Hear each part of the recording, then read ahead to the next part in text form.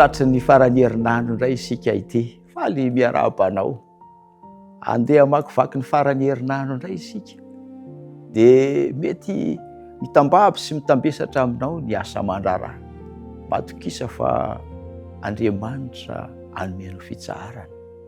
Misy teny ao amin'ny Romanina 5 ao manao toy izao manao hoe fa Andriamanitra mampiseho ny fitiavany atsika, manana fitiavana atsika Andriamanitra. Ary dia izao ny fanambarana toyiny ao amin'ny 10 manao hoe fa raha fony mbola fahavalo asika no nampihavanina tamin'Andriamanitra. Nampahavanina taminy ianao tamin'ny alalan'ny nahafatesan'ny zanany. Ary izao no tsarovy, tsy hoe maty fotsiny akory Kristy fa nitsangana tamin'ny maty, ary amin'ny alalan'izany fitsanganana izany no hanomezana ianao fifaliana ihany koa ny amin'ny fitahiana rehetra, satria izao ny fanambarana maika ny hamonjena antsika amin'ny fahavelomany ankehitriny. Koa iriko ao anatin'izao farany herinandro izao ho tsapanao sy ho hitanao ny fifaliana mampiadanana. Ary ao ny fandarana atrehintsika mahatsiarova, aza adino manaraka izany fa dia omen'Andriamanitra fifaliana ianao amin'ny fitiavany.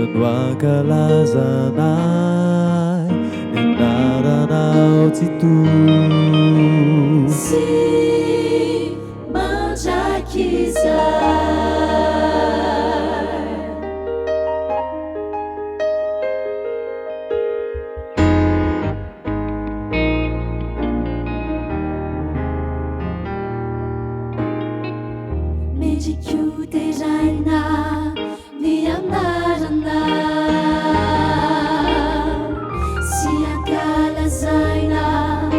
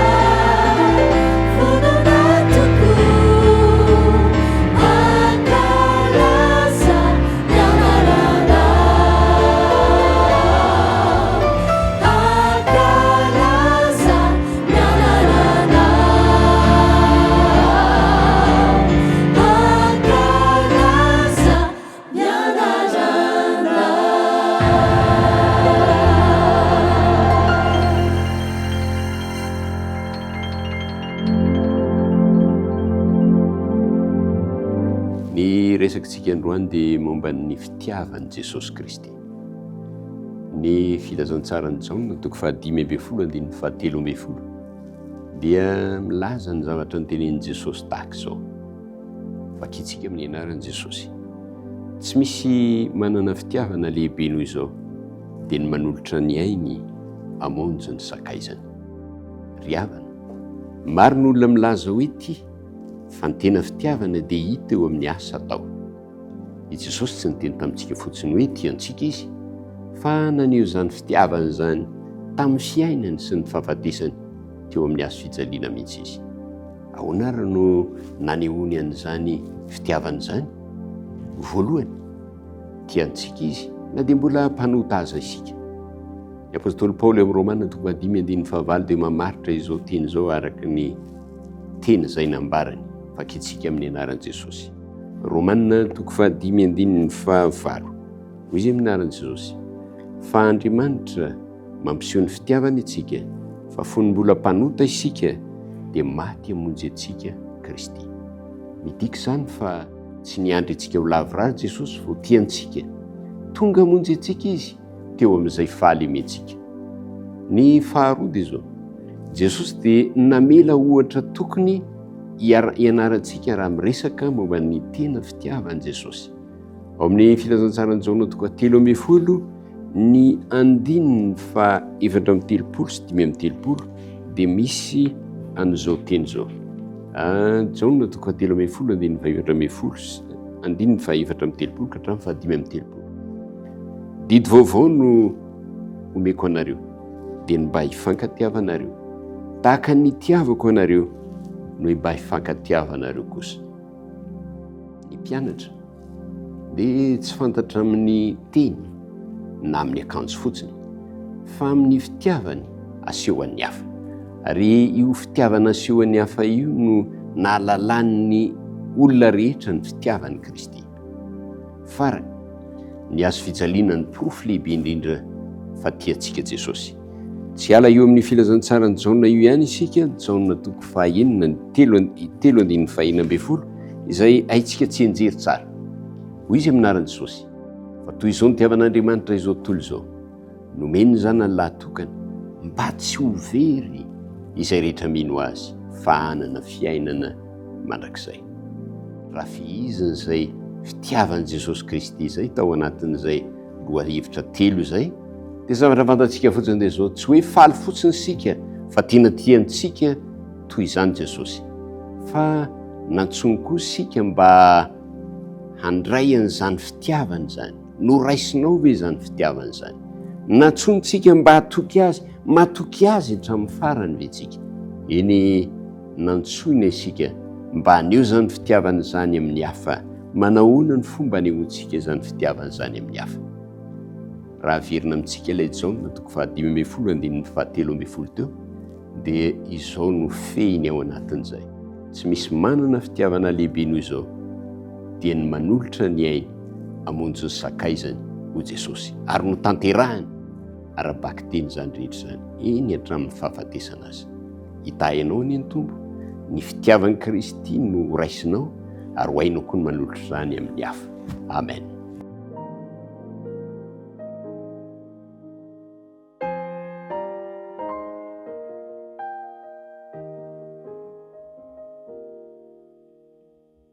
Mendrikio teraina ny anaranao,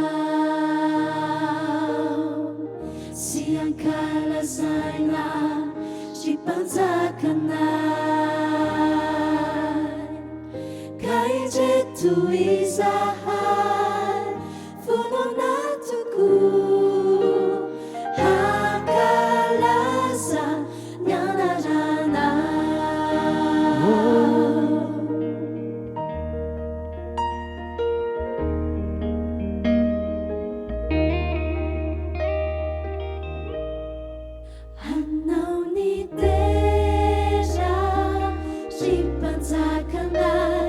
Mitoera ny fanaina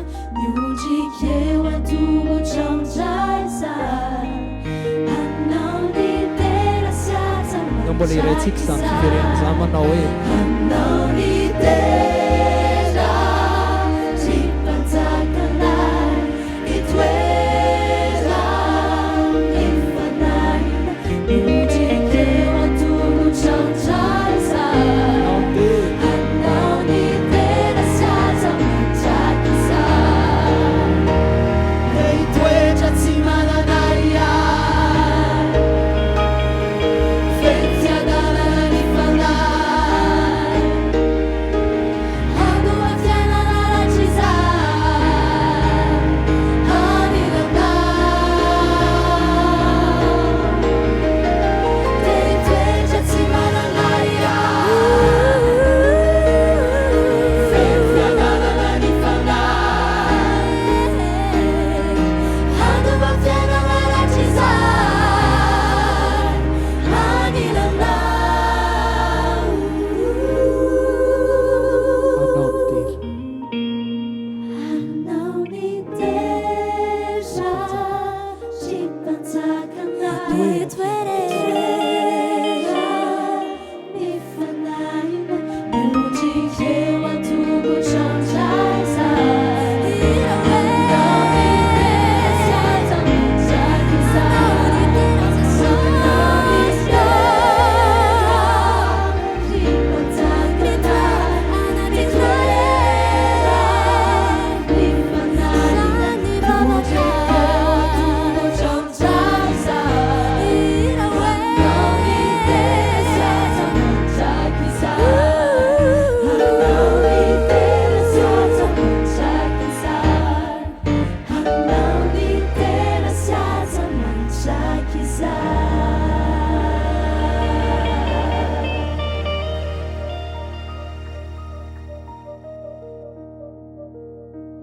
endre ny fitiavana izay naseho an'ilay ray atsika dia ny antsony atsika asianao hoe zanak'Andriamanitra sady izany tokoa isika sady izany fitiavana mandrakizay no mitiavana isanao atao amin'ity hira manaraka ity izay hiranindreko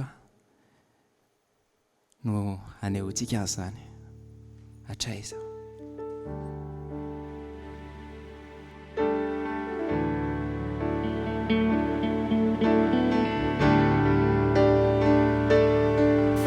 faray be fitiavana anao zanaka famelana heloka ianao fanay mitantanay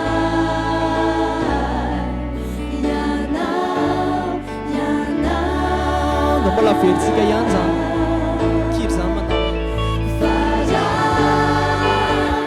be fitiavana anao zanaka famelana heloka ianao fanay mitantanay ianao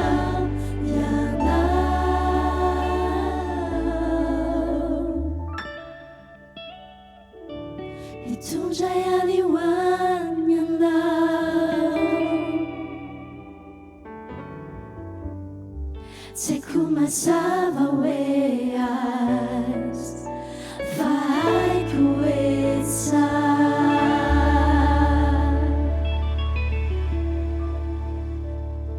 vao tsy ela akory dia nisy tranga nampalahelo be ny tranga teto amintsika hoe tovovavy iray 13 taona namony tena mampalahelo izany ary tsika tanora ohatran'izao koa dia samy mandalo ady sarotra daholo izay tsy tantaraintsika fa samy miaina an'izany tsika fa androany nefa te hampahery antsika tamin'izaho afaka baka dia niditra teny amin'ny université teny Ankatso dia safidy filière dia le filière izay teneny olona foana hoe ela be io sady sarotra be no mila mafisaina be zany aho kanefa dia nisafidika ihany ilay izy dia nataoko dia inona ozy nareo rehefa tonga teny tena sarotra tokoa ilay izy enjana kanefa dia nataoko ihany dia rehefa tao dia nanao examen dia tsy afaka teo amin'ny fiainako tamin'ny voalohany teo amin'ny fiainako zany hoe tsy afa-panadinana zany tany am-pianarana dia nakivy be mihitsiny reraka hoe noho ny effort be dia be nataoko teo zany dia hoe tsy afaka tsotro izao fotsiny dia kivy nandalo fahakiviana lalina tamin'izay dia sady nisy problème be dia be zany fanesy taorian'izay ara-familial, ara-pahasalamana, ara-batana, ara-tsaina dia niditra hôpitaly mihitsy moa tamin'izay dia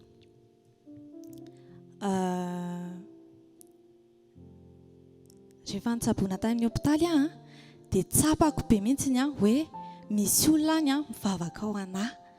Tena tsapaka ary nisy fiantraikany be teo amin'ny fahasalamako zany vavaka tsapako hoe nataony manodidina anahy zany dia tao anatin'izay ihany koa za lasa vavaka be mihitsiny satria te ho tafiala tamin'ilay tsy fahasalamana teo zany dia izao hitanareo izao zao efa vokany hôpitaly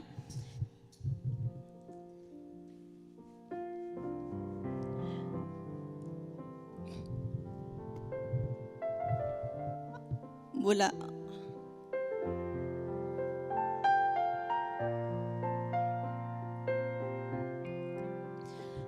zavatra iriko dia hoe ho sitrana tanteraka na dia mbola manaraka traitement ary amin'izao dia fantatro hoe anasitrana anaty Jesosy dia ho antsika izay mety mandalo atsatra koa dia mivavah foana fa nivavaka amin'ny mahery indrindra vavaha ho any namantsika vavaha koa ny tenantsika fa manampy be izany dia anatin'ity hira iray ity no tianako an'izay lazaiko izay hira vavaka Andriamanitro hirany tarika Yasina.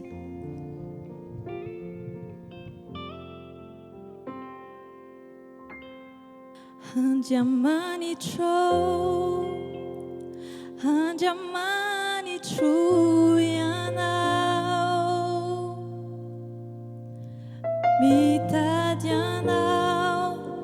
mitady anao fatratrao, fa mangita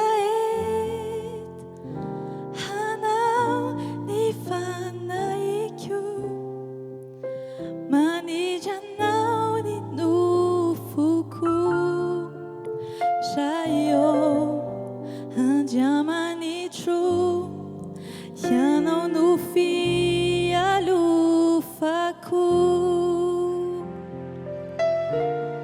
Feno famugir já ni fiainana ety, sinto fitali rakotraj zinarayo, ny fambahoay samusay izano hitarainanay. Ianao le tsy mandao, Fianao le tsy mandao, tompo tsy mba mahafoy anareo. Fianao le tsy mandao, tompo tsy mba mahafoy anareo. Ianao ilay tsy mandao, tompo tsy mba hafoy anay. Amen. Tena izany tokoa hoe tsy mandao antsika Jesosy io ary misaotra ny soafarany amin'izay partage nataony teo izay. Tsika tanora tokoa indraindray dia mieritreritra hoe za ty ve mba tiany Jesosy indraindray ohatra hoe manao zavatra tsy mety dia hoe mbola tena mendrika an'izany ve za. Ao amin'ny baiboly ao misy tantarana lehilahy anankiray izay fanaratsy no tao aminy. Nandritry ny fotoana ela be izy dia tena hoe nampijaliana izany fanaratsy izany. Hany ka tany anaty fasana tany izy no mipetraka. Tsisy olona tia anazy intsony. Ny olona mety tsy mahate hijery azy ary tena hoe mety ny akanjony ary rehefa tsy teny amin'ny intsony. Kanefa indray andro izay dia tonga teo amin'io tanàna nisy azy io Jesosy. Tonga nanantona izy dia hoy ilay lehilahy nisy fanaratsy izany hoe moa faninona koa izao sy anao ry ilay avo indrindra. Tamin'izay fotoan'izay moa dia nesorin'i Jesosy ny fanaratsy tao aminy ary navelany ny elony. Ary io olona io dia anisany nitory ny tenin'Andriamanitra teo amin'ny tanàna anankiray. Izao sy anao ihany koa, izao sedra diamondra sy ny sisa dia tiany Jesosy. Aza menatra hoe za tia ve ahoana fa Jesosy tia antsika foana. Ny antetaviny amintsika dia ny anolorantsika azy ny fontsika tsirairay avy. Dia ao anatin'ity Run Grace Group ity mitondra ny lohateny hoe Jesosy tia ahy. Dia ndao isaintsaina an'izay, ndao nantona an'i Jesosy amin'ny maha izao antsika ary hanolotra ny fontsika ho azy. Amen.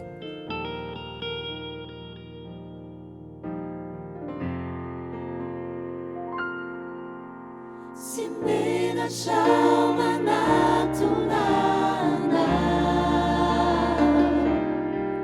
satria tompoko mpamonjy anavotra. Itrombeko anao tsy misy fety fatolotro.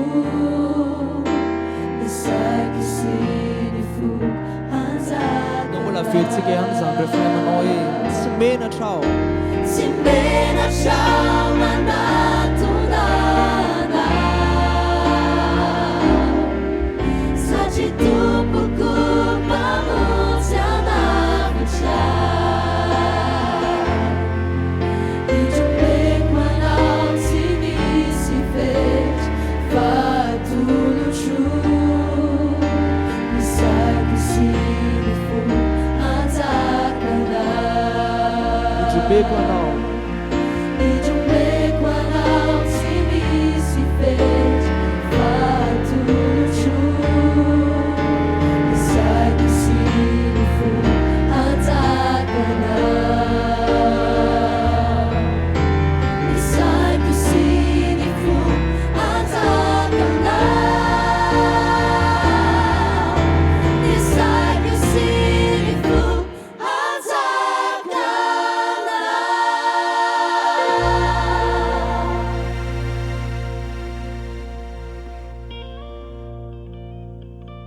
Metraka fanontaniana kely atsika. Mba tsapantsika ve izany atao hoe fahasoavan'i Jesosy Kristy izany. Mba takatry ny saintsika ve. Hitantara zavatra kely anankiray amintsika. Efa mety nisy nahita ihany teny amin'ny tambajotra ny sasany amintsika. Tantarana mpanjaka anankiray dia tao amin'ilay tanàna zany tao amin'ilay fanjakany nisy zaridaina. Dia mamoa voankazo, mamoa paoma. Ao anatin'ilay zaridaina misy pommier zany ao. Saingy misy maka foana ilay paoma. Misy maka foana ilay izy. Dia niteny amin'izay ilay mpanjaka namoaka didy. Manomboka izao izay tratra mangalatra paoma dia kapohana in-efapolo. Ilay kapohana moa tsy hoe kapohana fa ohatran'ny nanaovana an'i Jesosy tamin'ny fotoan'androny karavasiana. Dia voalazan'ny Baiboly moa hoe raha niotra iray ny kapoka nataon'i Jesosy, natao tamin'i Jesosy dia maty izy. Fa in-tsivy amin'ny telopolo izy ny kapohana. Dia namoaka an'izay didy izay ny mpanjaka hoe kapohana in-efapolo ilay olona nangalatra. dia mbola nangalatra ihany le olona dia rehefa natao ny fanadiadiana rehetrarehetra ny fisavana sy ny sisa dia ny zanany vaviny nakan'le paoma. Tsy afaka nafoana n'le didy ny mpanjaka. Dia izao hoeto izy ny zanako eo amin'ny place publique eo amin'ny toerana hitan'olona rehetrarehetra dia eo ny kapohana izy. Lasa le vehivavy lasa le mpikapoka mialatsiny. Teo amin'izay andeha hikapoka le mpikapoka ny tenin'le mpanjaka ndraso aloha nasorony ny akanjony dia nyrakofan'le zanany alefao amin'izay dia nikapohana ny 7 le mpanjaka dia maty izy. Zay le tantara. Zay ny zavatra takatra ny saintsika olombelona amin'izany hoe fitiavana manome ny ainao ho an'olona anankiray izay tena tianao. Ohatran'izany nataon'i Jesosy, tsy nanafoana ny lalàny Jesosy, tsy nanamarina n'le zanany koa ny mpanjaka hoe marina io fahazakapohana, fa izy ny maty. Ny safidy anao Jesosy, safidy atsika rehetrarehetra izy. Avy andao hiaraka amiko. Ary tsika rehetra miaraka amin'ny Jesosy dia mahafantatra fa tsara ny miaraka amin'ny Jesosy io. Sa tsy izany? Tena tsara miaraka amin'ny Jesosy. Saingy raha mbola tsy nisafidy ianao, iza ny safidianao? Jesosy sa izao tontolo izao ny fahotana sa ny paradisa? Ao anatin'ity hira ity izay fantatsika loatra, hiran'ny ambasadora mitondra ny lohateny hoe safidiko. Haintsika loatra izy io ndao tsika hiara-hira fa hofehan'izay zavatra rehetra izay.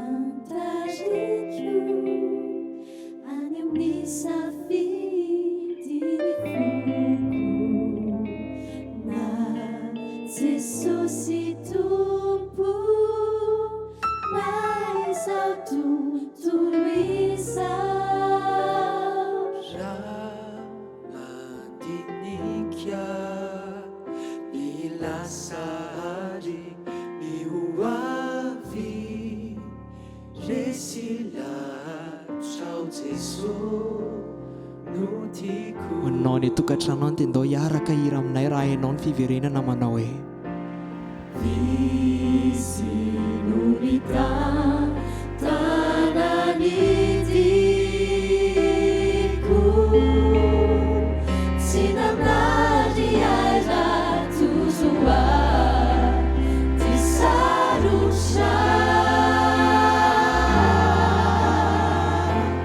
Fijinonandray ny tanako na minay tany ny sandriko, ny nisikiao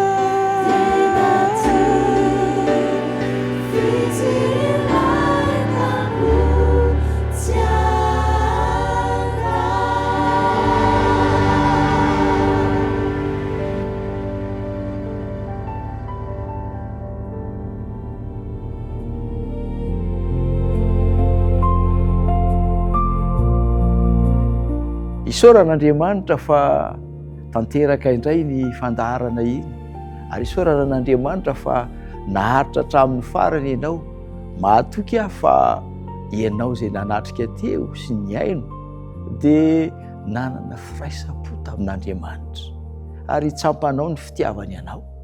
Koa mba hatanteraka izany fahatsapahana fitiavan'Andriamanitra izany ahatonga fifaliana ho anao, dia andao isika hiara hivavaka hametraka izany ho ampelantanan'Andriamanitra mba ho tsara izao alina izao, ary ho tsara ny farany herinandro ho atrehinao. Hivavaka isika.